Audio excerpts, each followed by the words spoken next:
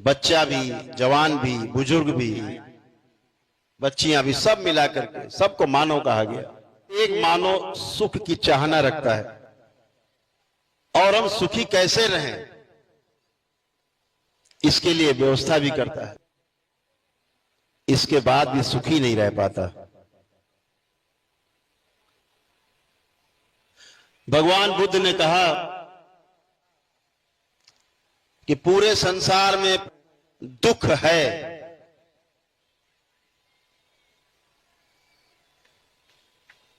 लेकिन दरबार का जो प्रस्ताव है कि प्रत्येक मानव में सुख की चाहना है।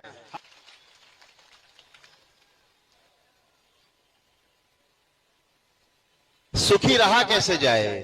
अनुष्ठान, ध्यान, साधना, तमाम मार्ग बताए हमारे महापुरुषों के द्वारा। हजारों वर्षों के साधना के पश्चात जो ग्रंथ लिखे,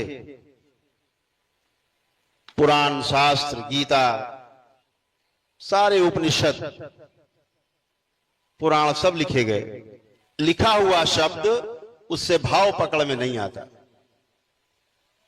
बोले हुए शब्द का भाव पकड़ में आता है, लेकिन अब केवल आप शब्द पकड़ लेते हो।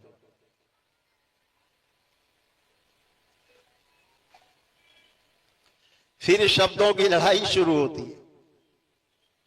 आपने शब्दों का कुछ बना रखा है मान, किसी दूसरे ने कोई और शब्द का, उसी शब्द का कोई और अर्थ लगा रखा। यानी श्लोक एक और उसके उत्तर 5,500।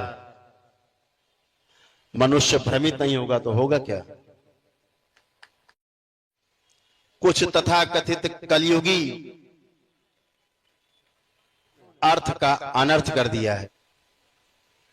पूरी मानव जाति अंधकार में है, रोगों से जकड़ी हुई है, आशंकाओं से भरी हुई है, ऋण से मुक्ति नहीं हो पा रही है, ना गुरु के ऋण से, ना माता पिता के ऋण से। पितरों की मुक्ति भी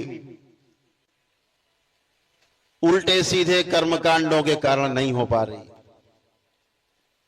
उनकी स्मृतियां भी हमारे कुल में तैरती रहती है। उन स्मृतियों के कारण भी हम स्वस्थ नहीं रह पा रहे। इसीलिए दरबार बार बार कहता है कि बिना पितृ की मुक्ति हुए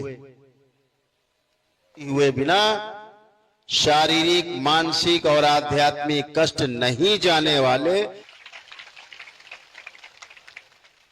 आप सब दरबार के शिष्य, बाबा के लाडले भक्त, माताएं बहनें बैठी, कैसे कैसे कष्ट, चारों तरफ अंधकार था, आज प्रकाशित होकर के बैठे।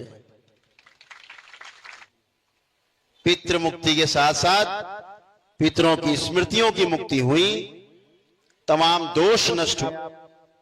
स्वस्थ होने के बाद दरबार के साथ जुड़ करके, बाबा के साथ जुड़ करके उनकी शरण में सदा के लिए समर्पित हो गए।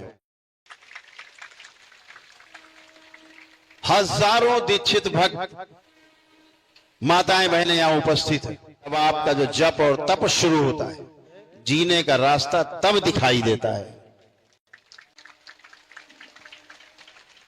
सभी का आत्मविश्वास चरम पे रहता है।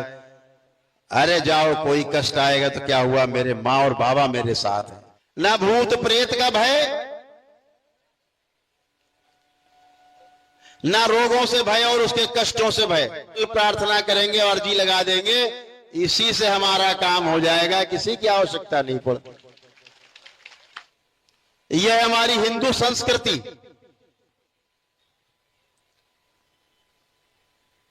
जो हमारे वैदिक विधि विधान पर चलती है, उसके आधार पर हम जीने वाले सनातनी हैं।